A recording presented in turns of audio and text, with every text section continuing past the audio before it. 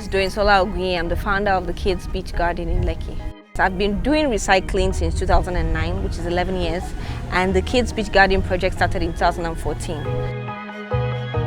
We teach children, we teach adults, we have volunteer programs every last Saturday of the month.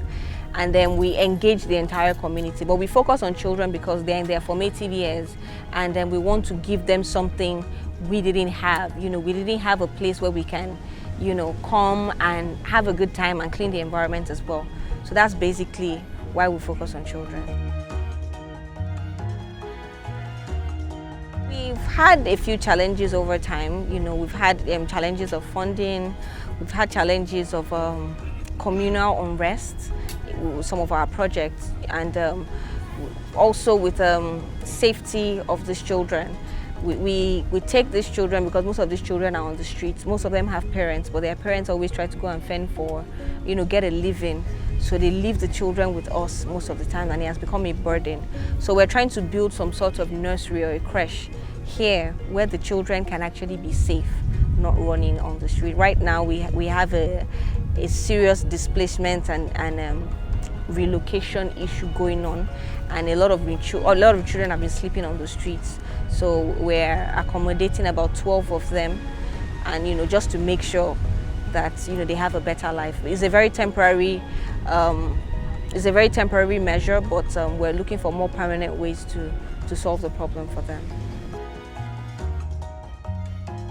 The tree planting project is very dear to my heart because it's one of the first projects we started on the beach, and we started in 2016.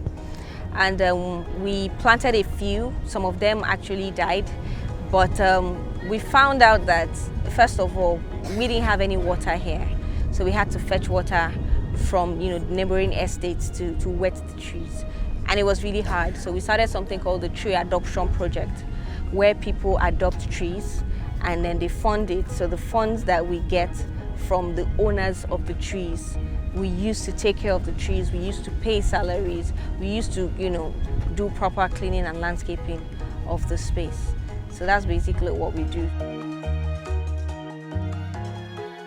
Right now we have a small water storage facility that traps rainwater as well, and we've been able to buy storage tanks, fairly used storage tanks, to store the water that we get. The sea turtles are actually very dear to my heart because first of all, they're very harmless creatures, and they actually help in reducing the amount of jellyfish we find in our oceans. And by doing that, because the jellyfish kills fish, so if you have more jellyfish in the ocean, you're going to have less fish. But what the sea turtles do is that they eat the jellyfish and make sure that the population of fish actually increases in our oceans. And in Lagos State, we've been seeing a lot of cases of people poaching these turtles and selling them as popular roundabouts in Lagos State. And we've reached out to these people time and time again, to stop this practice. And we've also reached out to the government to tell them, to put an enforcement in place, to deter them from doing that. But on the other hand, instead of just waiting for the government to do everything, we've come together and we decided to start a community called the Shoreline Protection Squad, where we protect the oceans from pollution and also from poachers as well. So basically that's what we've been doing, and on the 3rd of March 2020 we're starting a sea turtle sanctuary.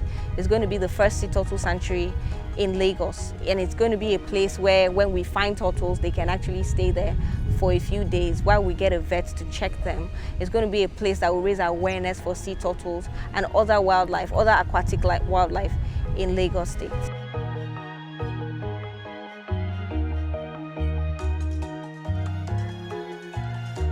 One of the reasons why our beach cleanups are very rigorous and extensive is because we separate all waste from source. So when we do our cleanups, we separate the plastic, which is recyclable waste, from the biodegradable waste, which can be composted, and we also separate from the type of waste that will go to the landfill.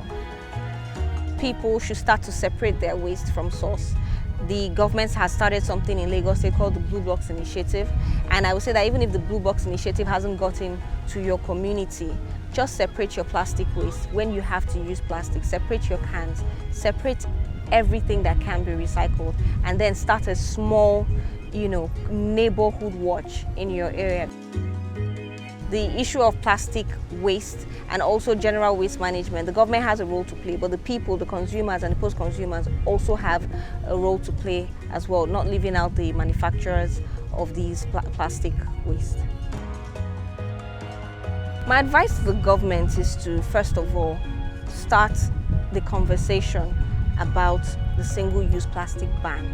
There's so much plastic in our oceans, there's so much plastic in our landfills, there's so much plastic everywhere, and plastic does not decompose. So we have a huge problem on our hands. We have a state that has over 22 million people, and if we continue in the habit of using single-use plastic every day, there won't be any space anymore for anything. So I think we should start that conversation as soon as possible. The problem is a big one, and we have to start small, because they say if you want to eat an elephant, you start small. It's a very big problem, and it also has to be very holistic. So from religious institutions to academic institutions and also to homes, I'm trying to encourage everybody to separate their waste, no matter how little. Once you form in the habit, get the children in on it as well and make it fun for them. And Lagos and Nigeria and Africa will be a better place to live in.